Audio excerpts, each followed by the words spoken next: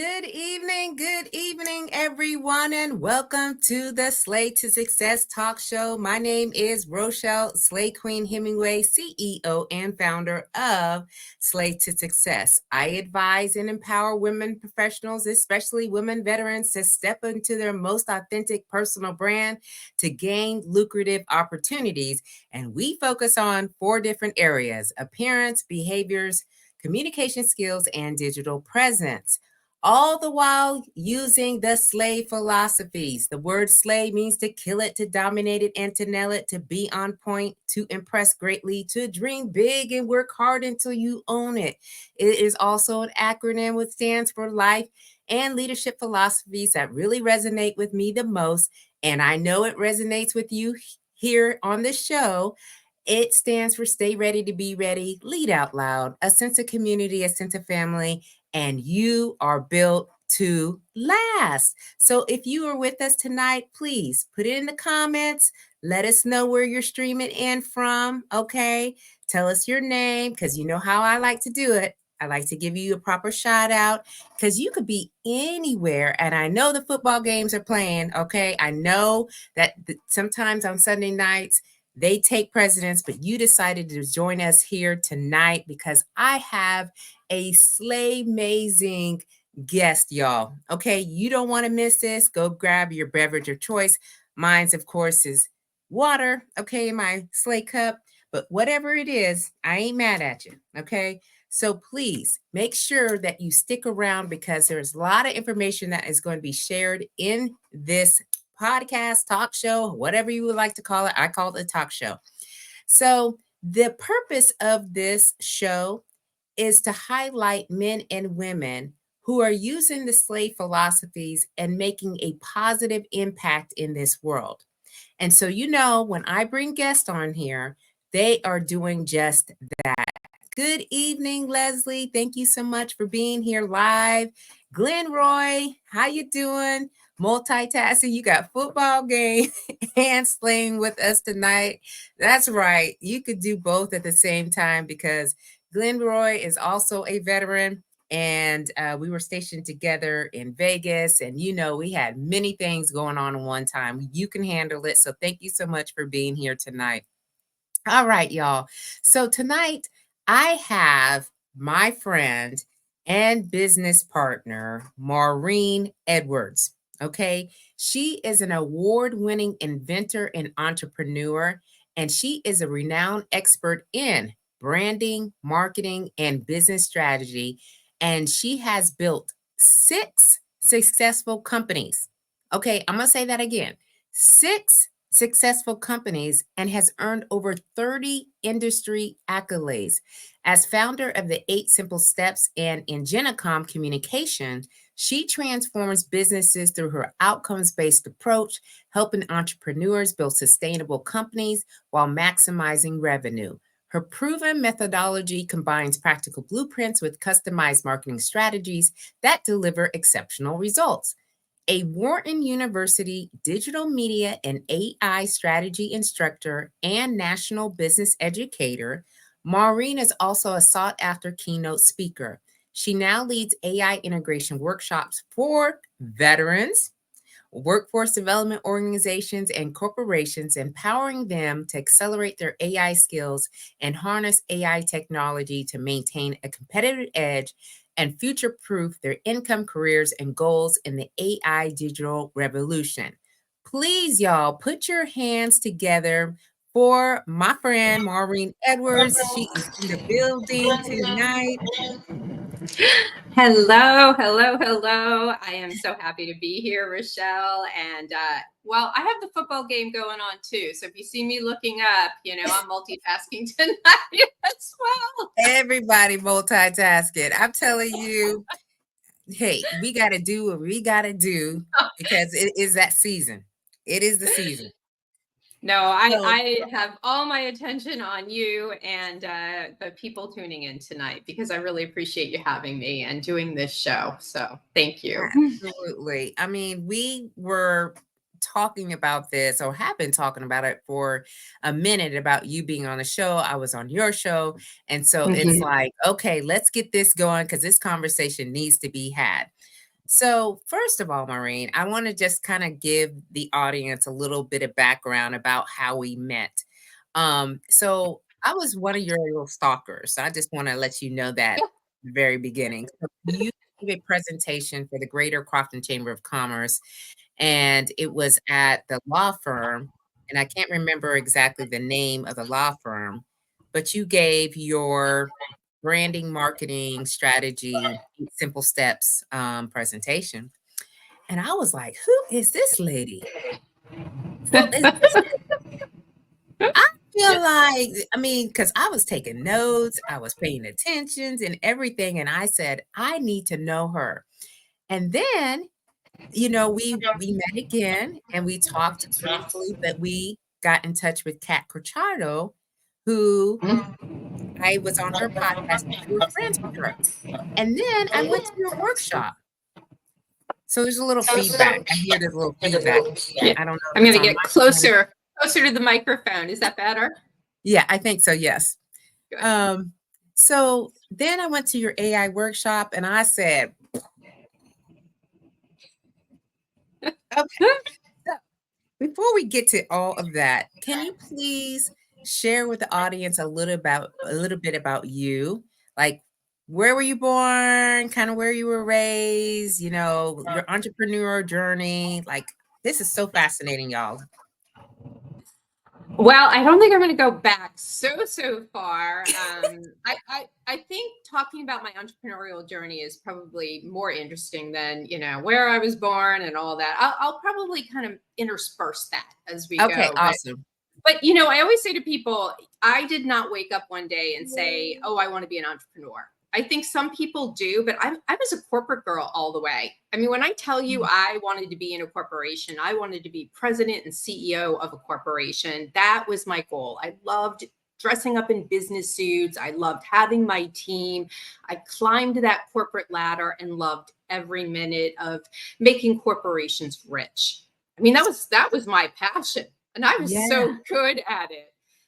But I became an entrepreneur by accident. I invented a pet product totally by accident. And isn't that how products are created? They are just by accident. And Mm. it was that aha moment where you're at a crossroads where you say to yourself, I am on to something, and I can either look at this opportunity and take it, make a calculated risk, do what most people don't, scared to death, jump off the diving board Yep. into that pool, leave everything behind that I worked for. Just the security, the income, just everything, and take the scary world. And I just felt like if I didn't do it, I would always regret it. And so I did it, and I leveraged my 401k. Mm. I leveraged my house. I leveraged my kids' college education, because it's not like a consulting company where you can just put your shingle up. When you've invented a product, you Yeah. have to set up a manufacturing facility. You have to have a warehouse. You have to bring in, all the widgets that produce the product, the Mhm. assembly line. There's so many moving parts. And I created an entire manufacturing facility in India. And then I almost lost everything. Wow. Okay, first of all, so you were in the corporate space for how long? 15 years.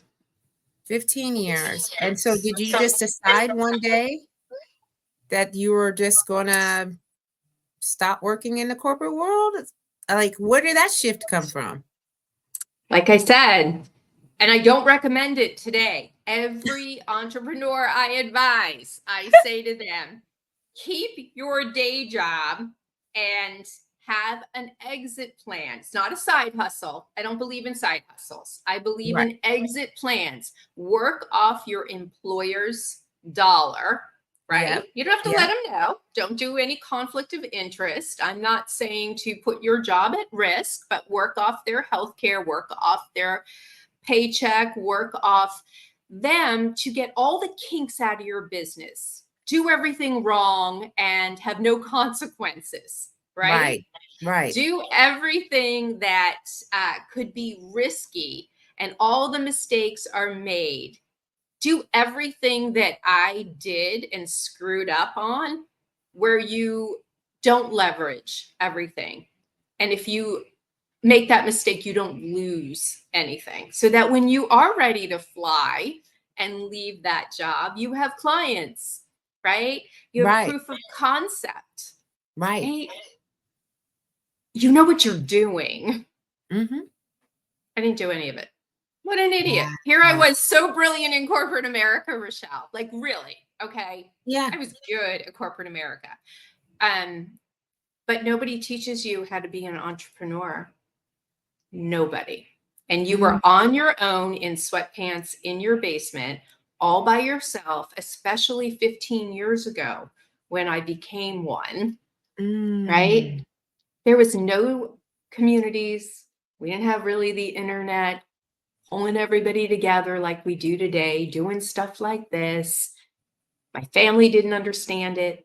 People who aren't doing it, they don't know what they don't know. I was totally alone. Nobody teaches you anything. And even today, people try to Google their way to creating a business, even today. And I'll tell you right now, you're not going to make it. Yeah. Wow. Man, look, I didn't even know all that. And I'm thinking to Yeah. myself, how in the world do you get there? I mean, so you just decided that that's what you were going to do. And Yep. then you started to do what was kind of like the first actions that you took? Do you remember? Yeah. Oh no, I knew. The first thing I knew was a SWOT. And today I will say to people, did you do a SWOT? And they don't even know what it is. Don't even know what it is.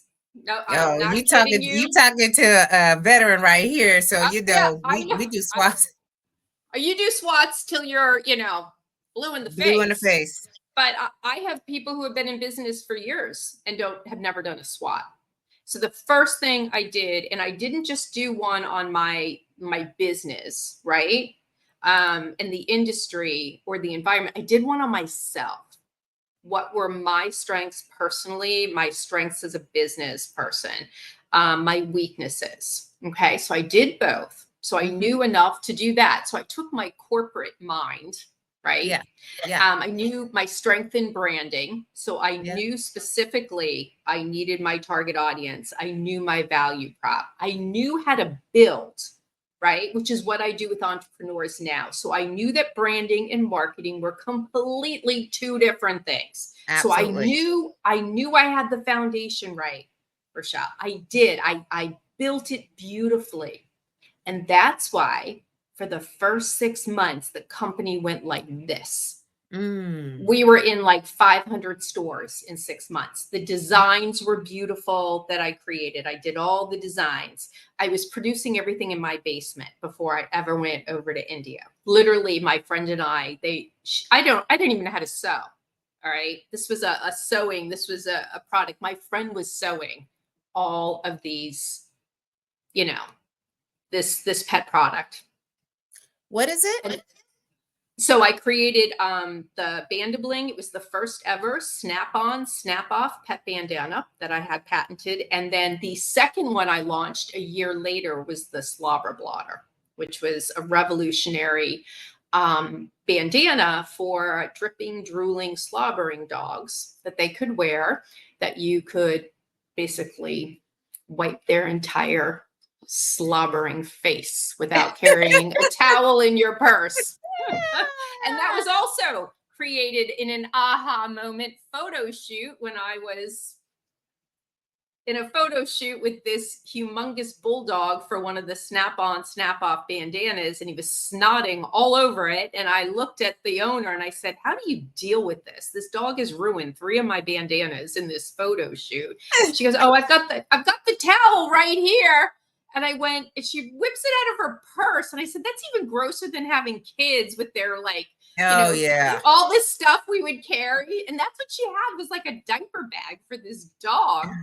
And I said to her, you know what? I think I need to create something that's really fashionable and cute, like a bandana that goes around his neck that you can just have right there. She goes, oh, that would be so awesome. So I went right to work, created this design that didn't look like a towel, snap on, snap off. Yeah. And that saved the company. Wow. Saved the company, and everything that I was good at, I was only good at for so long, because Yeah. everything I was terrible at, Rochelle, Yeah. when you're really bad at something, it becomes really obvious soon enough, and it causes really big cracks. And when your ego does not allow you to reach out to help people or ask for help, Mm-hmm.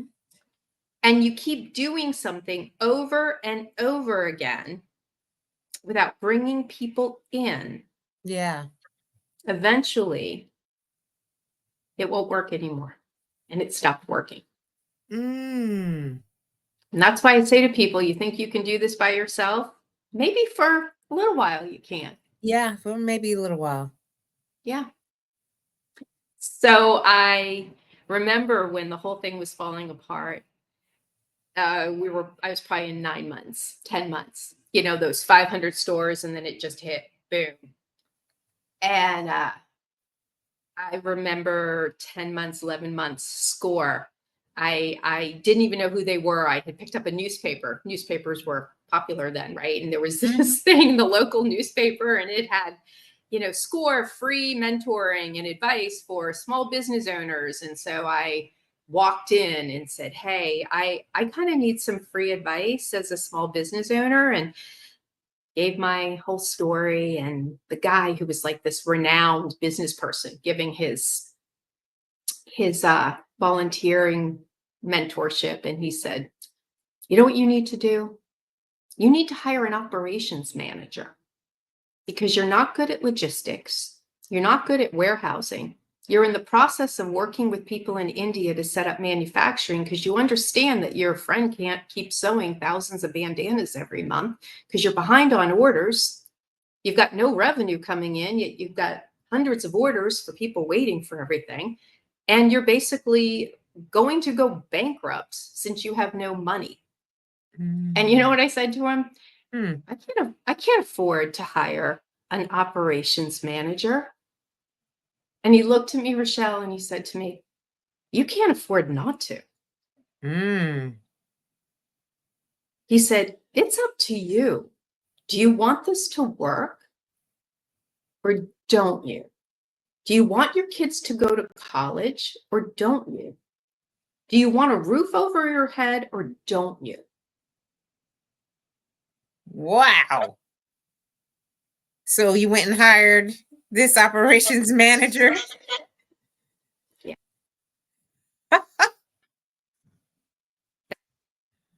Wow. And y'all, look, goodness. Okay, first of all, Leslie says this is great advice, like you're given, right? You always do, but this is absolutely phenomenal. She said delegation is a key in being a leader, which, we'll come back to this, because I think this is something that we can pull a thread on a little bit. And then Leslie says, I love what you said about ego, as when we think ask for help is a sign of weakness, but in business, there is no place for ego. Absolutely, Leslie. I was going to say that if you, I think it's because we think it's our baby and we Yeah. want to hold on to it, and nobody can do it better than us. And I think we get possessive of Yeah. it, right? Because we Yeah. created it. But Rochelle, we talked about a partnership, and this conversation is going to fall into why we have teamed up. Yeah. Because there is no place for ego, and anybody who is holding on right now, maybe not hiring somebody even 5 hours a week to help them with social media, and you're spinning your wheels with marketing, and you have no experience in it. Stay in your lane. Mm-hmm. right? Do what you do and be good at it.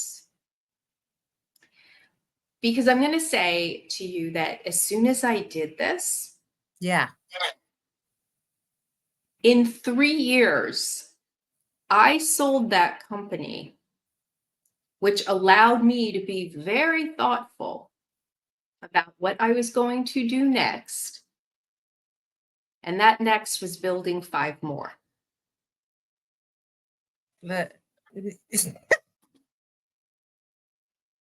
Oh, listen, y'all. so I got to tell you, I guess he was right when he said, I can't afford not to. Yeah, I could have walked away right then, cut my losses, and said, all right, I'm just going to, declare bankruptcy, say to the bank, I cannot pay this loan back, you know, take whatever I've leveraged and that'll be it. But I didn't.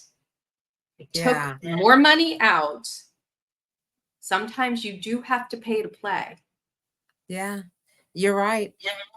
You're absolutely right. And here is another comment that Chevy has. She says, we had to find the right people to perform in areas that we're not strong in. You made a great CEO decision. You Thanks, know, Chevy. Thank you. You know so what? I mistake, right? I told you it's mistakes, mistakes, mistakes. And that's why I work with people now to not make those mistakes because I've absolutely. done them, made every one of them. Every one of them. I was good at it. I fine tuned it to perfection. Yeah, you absolutely did. And I just want to say congratulations, Queen, and big ups because I'm telling you, that to be able to build 5 more after and be successful in that is no small feat at all. And that's something for us to all inspire to do, for ourselves as well. And I do want to pull on this for a minute because, Leslie brought up delegation as a key in being a leader. And I think that's probably one of the things that you discovered, that you needed to do. So, what other attributes, if you were about leaders, that you discovered through your journey as an entrepreneur, outside of being in the corporate space, that you feel like, man, if you have these characteristics, or if you start to strengthen or enhance these types of leadership skills, you'll be a little bit more successful. Do you have any thoughts to that? Well, I always had this one particular thing that I used in corporate that is very easily transferable in entrepreneurship. But I notice that when people leave corporate and become an entrepreneur, they totally forget it. Mm, And good corporate people don't usually do this because they're fearful. Um, Entrepreneurs who never did this are fearful of it. And I learned this from my mentor of 35 years, who was my first boss in corporate. And she said to me, if you want to be really successful as a CEO, which remember in corporate, I said to you, that was my dream to mhm. be. She said to me, make sure you hire people better than yourself. And you are looking at your next replacement in every interview. Mm. Wow. So the way I looked at it, every time I hired a candidate in corporate, I would look at them and say, what strengths do they bring to the table to the team that my others do not have? But what do they bring to the table that I may not have, that they may be able to contribute that I may not see? Yeah. Right. And do they have the skills and the intangibles, really, is what I was looking at, that I could groom to take my job? Now, Mm. in entrepreneurship, because it's our baby, it's Yeah. ours, we could Yeah. never think. Entrepreneurs, there are some that do not make good CEOs at all. I know Mhm. plenty that have presidents and CEOs running their companies, and they are founders. or they're product development presidents. You know what I mean? Or they're the CFO, right? Yeah. It's not their strength. But they have taken a step back and learned the philosophy of, you know what, I'm going to hire somebody better than myself. It's something I'm not good at, and I'm not a good CEO. And they've been successful with that philosophy. Right. So if I could say to anybody, when you are hiring somebody on your team, look at them and say, what are you good at that I am not? You're going to fill in the gap. And when our business scales, could you actually take this company over and let me walk away? Could you buy it from me and continue the legacy maybe that I created? Right? When I partner with people, do you have things that I don't have? Because I know myself well enough. We have to have Right. self-awareness in ourselves and be honest that I'm not good at some things. Yeah, Right. right? Oh, yeah. And be truthful with yourself. And you need to maybe pull people in that have things that balance you out. And I think this is where people get stuck. So if I was to say to you, in entrepreneurship, every single person, look at them and say, could you be my replacement? And with some grooming, can I make you Yeah. even better? Man, that's so good. That's a great perspective and an insight that I had no, thought about, and looking at it from that perspective, because I think that many of us do think, and I'm one of those people. I'm just starting out, right? This is my baby. All right, nobody can mess the baby up. But as I have grown a little bit more into the business, I realize that this one woman show, it takes a lot for the woman to take care of everything. So there will be a time, right? And that I'll need to add on, and to, have someone else take on some of these different tasks that, are easy to be done, but will move us further along. Now, Leslie says, she says all the time, because you can cook doesn't mean you can run a restaurant.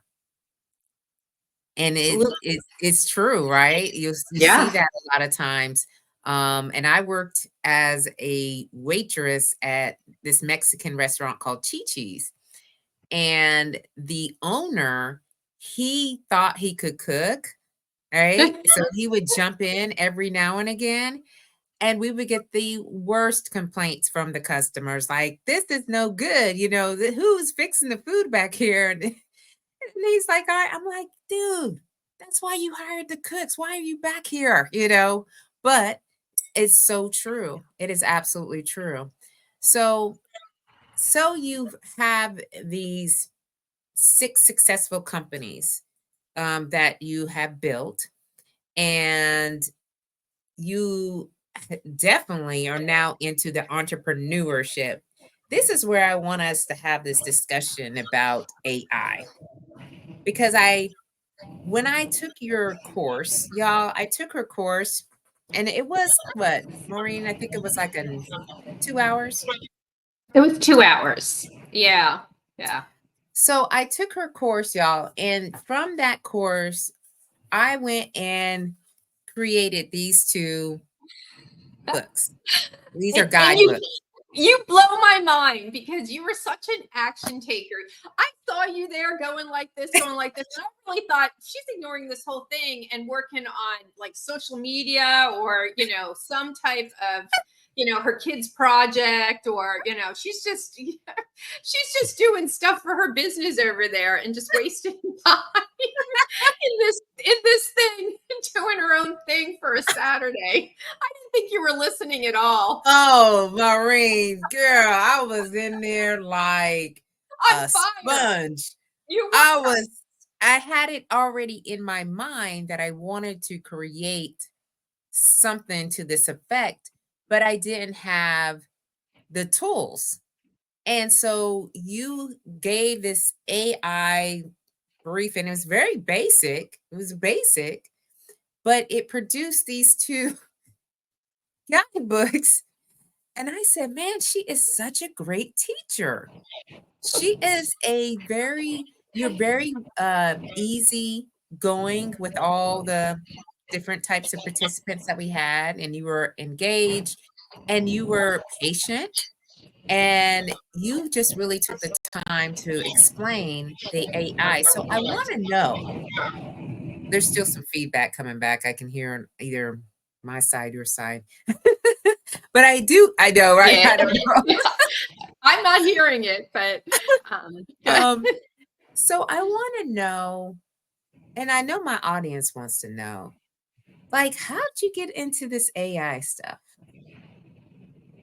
well, it started when, as an instructor at Wharton, the course is Advanced Analytics, Digital Marketing, and we started by just adding AI strategy. But then when the students came in and they were all getting certificates in advanced analytics marketing, and we had a whole array of different students. We had those who, we have those who are business owners who are trying to learn all of it. We have career professionals who are trying to, expand their career and get promotions and, professional development. We have people who are just starting their careers, and that's the education that they're pursuing. And so it was just multifaceted, our targeted student population. And everybody in the consensus was, why are we even bothering with this when we feel like AI is going to take our job? And so when we heard that, we're like, no, AI, that Terminator, that robot that you feel is just going to, take your marketing job, your communications job, your analyst job and market research job, all these things that you are here to get a job for. It is not taking your job. It is only the person who does not learn AI and know how to command it and implement it and control it. That's the job. The person who is going to lose their job to somebody who owns it and who knows it. And so the aha moment right there for us was, let's add more of the curriculum to implementation of AI, where they walk out with a mastery of AI, not just learning about the why. Okay, this is why you need to know about AI, but the how.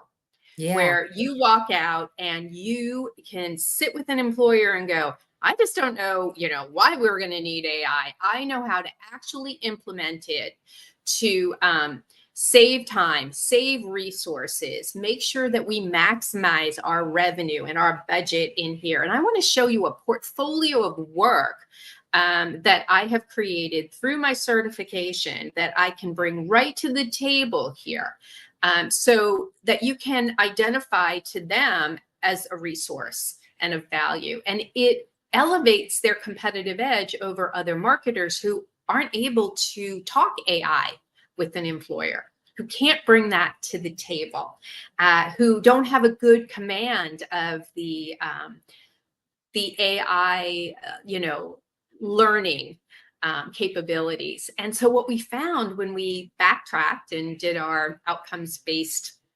feedback is that they got jobs really fast. And they got Mm. jobs at 40% more than what we were looking at the past classes. Right. And I think that's really important. Yeah. And so, we really want to emphasize that, there are just people out there that, when you learn AI, you actually make more money and you have a competitive edge. And I think that's what's important. I do too. I was that type of person because of being in the military for so long. And, AI was very foreign language to us. And when I retired and I started to get into entrepreneurship, I started hearing about, Chat GPT and, some of the other platforms that you can use. And I was so scared of it that it was like, I don't want to put any information in here because they're going to take all my stuff. They're going to like find me and they're going to get all my, card numbers, bank numbers, all the things, right? But then when I took your course, and no kidding, it wasn't until I took your course and you were walking through it and how to customize it, how to make sure that it had the information that you're entering, and want it to reflect your brand, if you will. Um, I started to use the tool and I use it every day. And so, for me, um, I it is helps me for especially with the time, to save time on putting out social media posts, putting out content, even answering emails. Sometimes Mhm. we don't know the right words to say, to answer an email in a professional manner. But if you have customized it certain way where it speaks with you in mind, man, I'm just like, this is the best tool ever. Okay. And now, okay, when you say that 40% of the students that went, through this program and got their certification, got, jobs faster at a faster rate than everyone else because they had this skill set. Like, this is what's relevant today. Like, this is really the Absolutely. thing. Well, we're finding, and this was my aha moment again. And I guess this is the entrepreneur that comes out because my agency Ingennicom, we work with business owners. I mean, it is our job in this agency to stay ahead of the curve because if we do that for our clients, we all survive, right? And Absolutely. so I walked away from this and I'm like, we need to start implementing this for them, which is what obviously we do in our client services business. But then the other aha moment was I work with other entrepreneurs to build their business, Rochelle. And do you know Mhm, a lot of the people who come to me don't want to be entrepreneurs? They are mhm, forced to be entrepreneurs due to ageism. And most of them are women and most of them are minorities who have been mm, kicked out of the workforce and are entrepreneurs because they can't make a living anywhere else. And that's mm. heartbreaking Yeah. because nobody should be forced into entrepreneurship unless you have a passion for it, unless you want to control your destiny. And maybe some of them just want that exit plan, but they need a paycheck right now. And so the aha moment was, wait a minute, let's get you back to work and give you the competitive edge. Let's focus on more workforce development for these people 45, 50, 55, 60. Those are the people who we can give them the acceleration of AI to help them navigate it, to help them accelerate it, to really transform their brand, right? Yeah. To give Yeah. them that AI advantage and incorporate it into their brand, almost redefining it so that they can talk it, right? Yeah. Yeah. They can speak it, they can be in command of it in front of an employer, in an interview. And what better way to get an interview finally when you put that on your resume that it really differentiates yourself. I mean, that's your edge. Just like it differentiated people, with the certification when they saw that they got a certification in, all of these different AI courses and implementation. If you show somebody that and you Yeah. have a book of business, almost like a book of a portfolio of work that you can sit in an interview and demonstrate, that's my mission. That was my aha moment. And that's when I went back to my agency and said, we are creating a division of AI empowerment, AI solutions, and this is our target audience. This is Yeah. it. I am so excited. So, y'all, if you haven't been following us on LinkedIn, Facebook, pretty much those two platforms, you will see my face, Maureen's face, and Misha Mayban's face together. Yeah. We are teaming up, okay?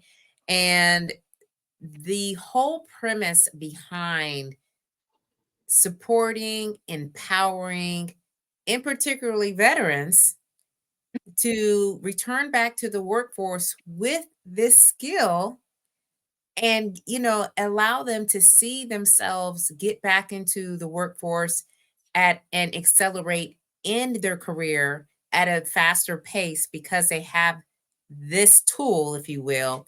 Like, I was almost floored when you were like, "Hey, let's have a discussion about Were AI you and person." surprised? I was Really? absolutely, yes, because, as an entrepreneur, and I decided that that's what I was gonna do, my whole focus this whole time was to create a job, if you will, a opportunity. I was in alignment with what I wanted to do, not because I had to. And so because of the 30 years in, I already been there, done that, got the t-shirt. And so when you said, "Hey, let's team up," I was like, "Well, this is what I'm talking about." This is what I want to do. This is definitely a mission driven a work. It's a way to connect back to the veterans. It's a Mhm. way to allow them to see how they can be successful with the mindset. Misha's going to do the mindset. I'm doing Mhm. more the leadership aspect of it. And then you're with the AI. So it's just like, wow, teaming up, partnering, and allowing ourselves to work together when the narrative is women can't work together. I mean, I've heard this narrative. Oh, Oh yeah. Oh yeah. There's a narrative out there that says that women can't work together. I'm like, what? What type of women are you working hey. with? So That's interesting because oh yeah. it's funny because somebody said to me, "Why are you taking on people when you've never done that?" Like you've always been solo, other than, I had operations manager on logistics and warehousing, but they weren't like in the sales and negotiations and marketing and branding, in which I had to do massive collaboration with, Yeah. right? They were handling all that minutia that I'm terrible at. Like, just go on your own, right? Yeah. You just give me updates, give me briefs, but Yeah. barely had to talk to That's them. it. Right. And so never, ever in my entrepreneurial journey, Rochelle, have I ever been anything but solo. And Mm. so this was one of those things that I had to really do a deep dive on. And I actually had to put it on paper for me to visualize what this would look like before I even reached out. The why are you doing this? That's always what you should do, is go back to the why with any decision you make, even something small. Because if you don't know why you're doing it, then you should never move forward with Mm. anything. Anything. So I really had to look at it and said, can you do this by yourself? And the answer was absolutely not. And my husband said, why can't you? You've done every other company by yourself, including one that was the hardest of all time, which is manufacturing. This is Mm. nowhere near that. I said, here's why. One, I'm old. What? It's Sorry. different. It's much different when you're in like your 30s. It's so different. But anyway, No, no. she said that's not true. All right, let's take that off. You can Yeah, scrap let's that take that out of out. It there. was live, right? Um, no, here's why. The world is so fast paced. Number one, AI is our fourth industrial revolution. It is the biggest thing that will hit us. If you thought the internet or Google or any of that was, you've seen nothing like this. In fact, ChatGPT is obsolete. Yeah. Obsolete. It's gone. And remember, I taught you Gemini? Gemini. Yeah. Gone. I don't even use it. So even doing the big event that we've collaborated on that we're going to be doing on November 15th for Goodwill Industries, I just am doing the PowerPoint and realized I had to update a slide already, and we haven't even started it. Yeah. This is the most fast-paced thing, and as an entrepreneur or a business owner or in corporate or a professional, whoever we are right now, it's not going to sit still. So that was number one. Number two is I looked at what were my strengths and where were my gaps. Let's not call them weaknesses. Where were the gaps in this? And if it was going to be, here's the target audience I really want to make a difference with, who I really feel needs this. And was my aha moments, especially with the women who I've worked with who could not find those jobs, who were my entrepreneurs kicking and screaming, and we needed to get you back to work, and doing the beta tests and seeing them getting the interviews after doing it. I needed to have people on my side who had connections in target audiences that I didn't, hence your background, right? I needed it. Yeah. I also needed women over 50, right? Yeah. Because we have people who don't think they're technologically savvy, men and women over 50. How in the world could they learn AI? Well, Misha Mebe is the most slay queen as well at 57, who is picking up on AI and ready to let everybody know that AI is your ally, not to be feared. Anybody can learn it. So I wanted people by my side who would represent, we teach who we represent. Yeah. You are all just like us. And I wanted everybody to bring a strength to the table, like we talked about. And like I said, I wanted to be looking at my replacement for when I don't want to be here in this company in a couple years. I want to be sitting at the beach, Michelle. You know that. I just got back from the beach for 6 months. Listen, if Maureen is calling us from the Outer Banks, and we're like, so I remember we were at a meeting, and you were like, "Oh, I'm leaving for 6 months," and I was like, "6 months? Where are you going?" "Oh, I'm going on sabbatical." "A sabbatical? Where are you going?" And you're like, "To the beach." I said, I told my husband, "We about to go to the beach for 6 months, okay?" He was like, "What?" I said, I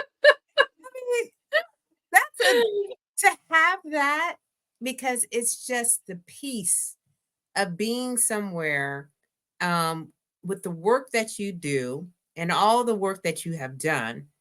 You have to be able to enjoy it, enjoy the life. And so I ain't mad at you now one bit. Every time you would pop up and you were like, you pull back your hair and you're like, "I was just at the beach." And, I just like, I was like, okay, she's living her best life out there. Reminds me when I finally put makeup on and had my hair done, because you were like, "I've never seen you without your hair pulled back or with makeup." What are we doing?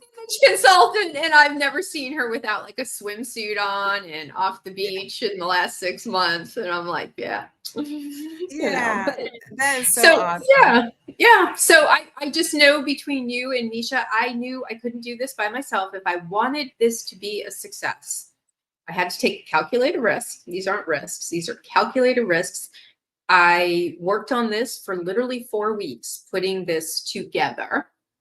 And going back and forth, and I didn't take it lightly. I didn't jump into it, Rochelle. I actually did quite a bit of research on you. Oh yeah, it's amazing what Google reveals, isn't it? I had already known Misha for years. She's been a client for years. So I knew plenty about her. Got that one done. But so I feel very comfortable, and I really hope you do too, because I feel like 2025 we are going to make a huge difference, and it's not going to be easy. This is not an easy endeavor, but nothing that's worth doing is easy. Absolutely. And you know what? The slay queen is always ready to slay. Okay. And we slay in territories where we don't know where we're going. We don't know what's going to happen, but we have the resiliency, the tenacity, the determination, and the grit because, like you said, what we're going to do is going to transform lives. And, based on what we know already, I am absolutely ready. And, our audience has got so many comments, Maureen. So Glenroy from the top, he says, AI is really the piece that is hinging generations in workplaces. He used ChatGPT for the first time for something at work, and it was a time saver. Absolutely. And he says, got to be able to learn new tricks. Yeah. Yep. Especially as we get older, because sometimes we get it set in a way. And Chevy says, what you're all doing as in this partnership is so needed. I think so too. And I also think, Maureen, others who are watching us, because we got folks watching us all the time, are going to take up on that too. They're going to start to look at who they can partner with, so that way they can, do things more efficiently and be able to impact more lives. Yeah. Glenroy says women work great together, but living together. I think I'm the only male in the room. Let me hush. Okay, Glenroy. Yeah, you might be the only one here today. You are. So it's all good. Living together might be a little. You know what? I really have not heard that, Rochelle, living together, but you know what? It kind of makes sense because really there's very limited female solidarity. Women do have a tendency to want to cut each other down, and there is a lot of jealousy and competition in entrepreneurship, especially, I have noticed. And a lot of taking each other's ideas and not wanting people to give each other credit for other things. So maybe I can totally see your point, but maybe they're just not picking the right partners or doing their due diligence either. And the personalities have to, if you get a lot of strong personalities, that's Yep. okay because you're a Yep. strong personality. Yep. Misha's a strong personality. I'm a Yep. strong personality. Yep. But I also see you've got to have compromise and know when to step back Yes. too. Yep. You know what I mean? And so maybe they're just not doing their due diligence and picking the right people.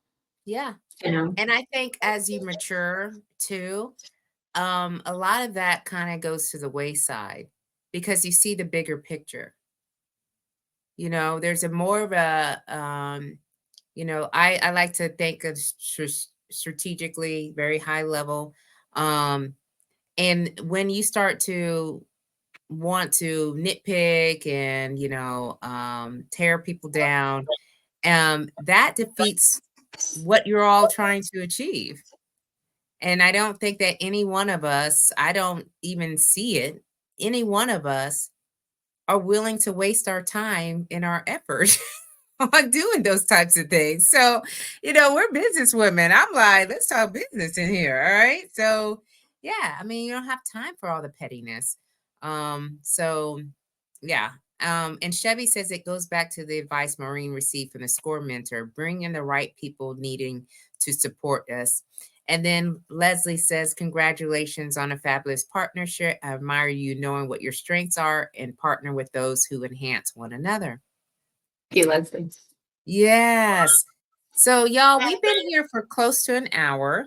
And sometimes we get on here and we go on and on and on, but I think this is a good way that we can go into our last couple of questions. So before we leave, Maureen, and first of all, I want to say thank you for being on the show and just keep dropping so many great gems.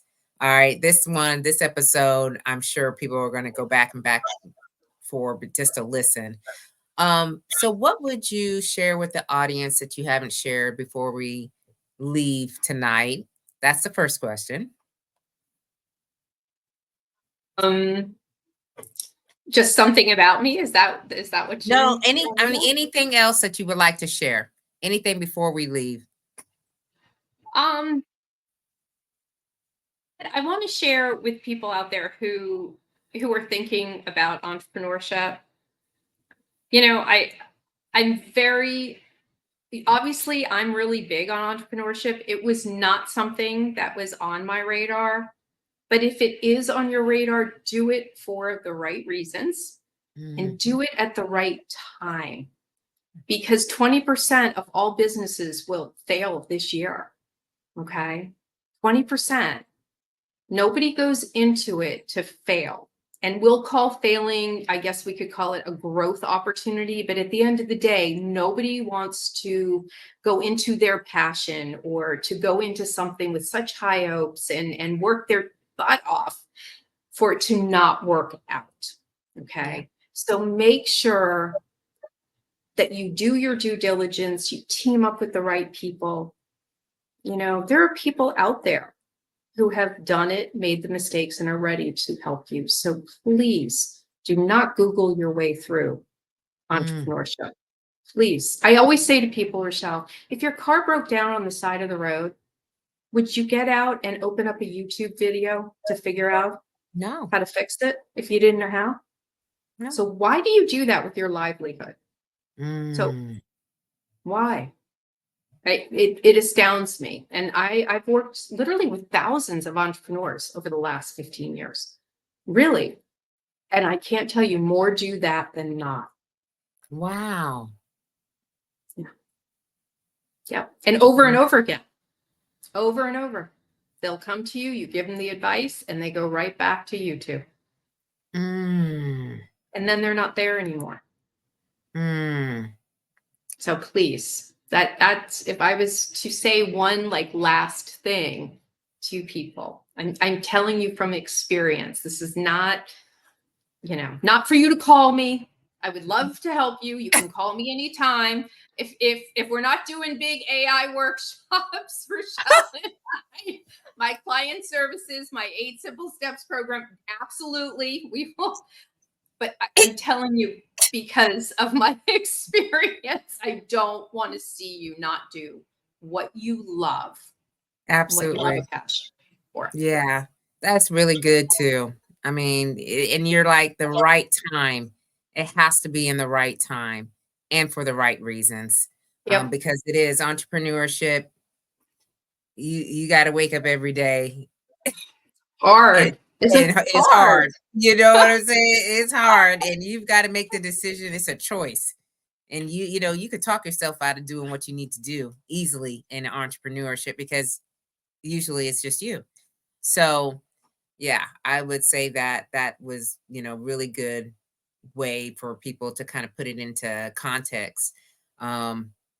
So with that all being said, my last question to you, Maureen, is what would you love for your family and friends to say about you on your 80th birthday?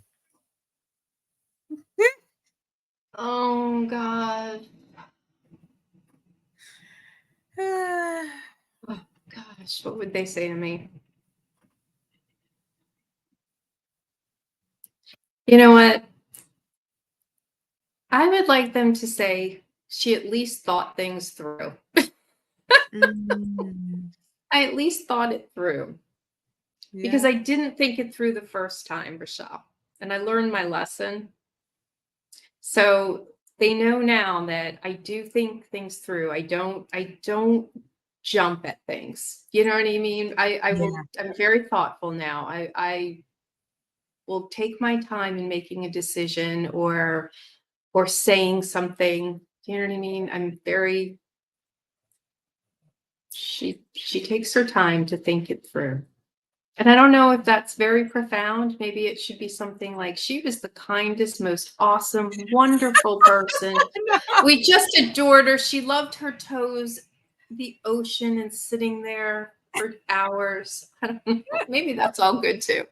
Well, that's good too. I want that too, but yeah, Okay, so y'all pay attention, all right? So if you go back to this, 20 years from now, this will be in some sort of historical data or somewhere in the libraries, but let her know that she was kind and she was generous and she Thoughtful was and thoughtful generous. and Yeah. all those things. But I do think that you taking the time to really think things through has been one of those cornerstone foundational things that has made you very successful. So I applaud you. I want to thank you from the bottom of my heart for you to be on the show, number one, but two, trusting me to be a part of your adventure and in this journey. Um, because I am so happy and excited for where this is going to go. And I know Misha is too. And y'all, thank you so much for being here tonight with us. So Glenroy, Leslie, and Chevy, y'all were holding it down tonight, knowing that there's a football game and all the other things that are happening on Sunday night. We will be back here next Sunday, same time, 7 p.m. Eastern Standard Time with another Slay Amazing guest. So make sure you come back and tune in. And as we all know, the last words are keep on slaying until you can't slay no more. And we will see you all very soon. Bye bye. Thank you. You're welcome.